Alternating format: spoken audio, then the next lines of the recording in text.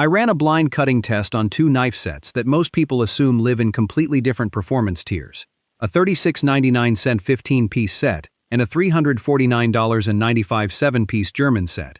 And the uncomfortable finding wasn't that the cheap set survived. It's that in the specific tests home cooks actually care about, it came out ahead, and the reasons why complicate everything the knife industry wants you to assume about price. A bigger price tag buys you a better name stamped into the steel. It doesn't automatically buy you a sharper edge on the day that matters most, the day you actually start cooking with it. This test matters because kitchen knives get sold almost entirely on heritage language rather than measurable performance. Forged in Solingen, triple riveted handle, full tang construction, phrases that sound like guaranteed superiority to a home cook who's never actually run a blind comparison. The knife industry knows most buyers will never test a $300 set against a $30 one side by side, so the premium price gets justified by reputation alone, whether or not that reputation translates into a measurably better cutting experience for the person actually slicing vegetables on a Tuesday night. The Wüsthof Classic 7-piece knife block set is marketed as the gold standard of German cutlery, forged from a single piece of high-carbon stainless steel in Solingen, Germany.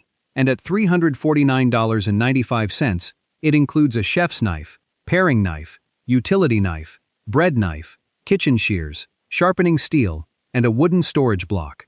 The spec sheet promises a full tang, triple riveted construction, designed for a lifetime of professional use. Here's the real test I ran. Fresh out of the box, I sliced through a stack of 20 sheets of standard printer paper with the chef's knife to check baseline sharpness, then repeated the same test with a ripe tomato, checking whether the blade could slice through the skin using only the knife's own weight, no downward pressure. Here's where the claim holds up completely. The Wüsthof sliced all 20 sheets cleanly and dropped through the tomato skin with zero pressure required. Exactly what a properly forged, properly sharpened blade should do. Verdict: out of the box, the Wüsthof performs exactly like a $350 knife should.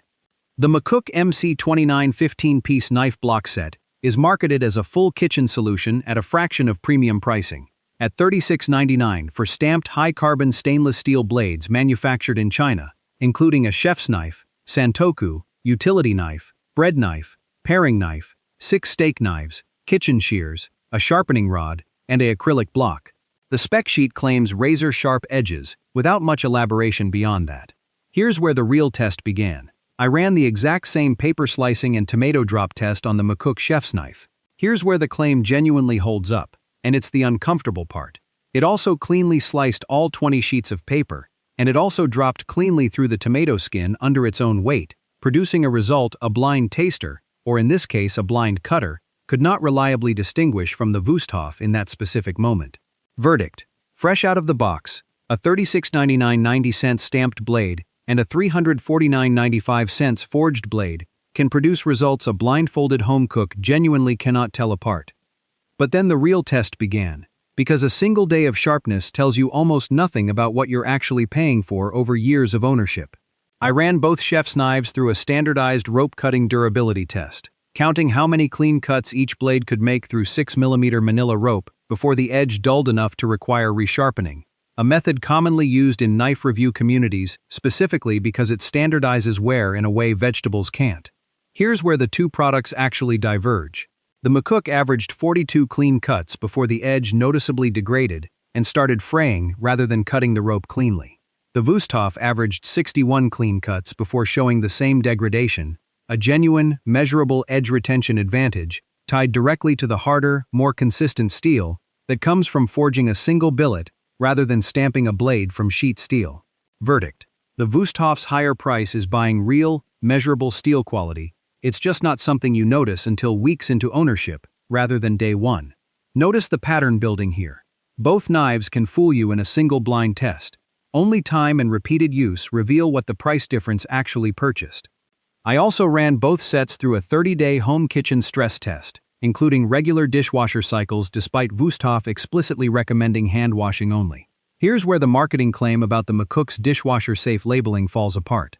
By day 12, the McCook's handle rivets showed visible looseness, and the blade's edge, run through 30 dishwasher cycles, had measurably dulled faster than identical knives hand-washed throughout the same period, since dishwasher heat and detergent chemically degrade a stamped edge faster than a forged one. The Wüsthof, hand-washed as instructed, showed no comparable handle or edge degradation across the same 30 days. Verdict: the McCook's Day 1 performance is real. Its long-term durability under real kitchen habits is where the $300 gap starts explaining itself. Here's the cost-per-use math worth sitting with. If you replace the $36.99 McCook chef's knife every 18 months due to edge degradation from normal dishwasher use, that's roughly $24.66 a year in knife cost alone. The Wüsthof chef's knife, hand-washed and periodically honed with its included sharpening steel, is reasonably expected to perform at a professional level for 15 to 20 years, based on its edge retention data here, working out to roughly $17.50 a year spread across 2 decades. The premium knife is actually cheaper per year of ownership, provided you're willing to hand-wash it and maintain it the way its price tag assumes you will. Before naming where the real verdict lands, here's exactly how these two were scored. The first criterion was Day 1 performance, meaning raw sharpness and cutting ability straight out of the box. The second was edge retention under standardized wear, measured through the rope cutting test rather than subjective vegetable chopping impressions. The third was durability under realistic home habits, including dishwasher use most owners actually do regardless of manufacturer instructions. The fourth was cost per year of ownership, accounting for replacement cycles rather than sticker price alone. The winner of the specific blind test this video is named after is the McCook MC29 at $36.99. No hedging on that specific result. In the test that actually mattered to someone standing in a kitchen store trying to decide what to buy today, the Day 1 blind cutting test, the $36.99 sets performed indistinguishably from the $349.95 Wusthof. A bigger price tag buys you a better name stamped into the steel.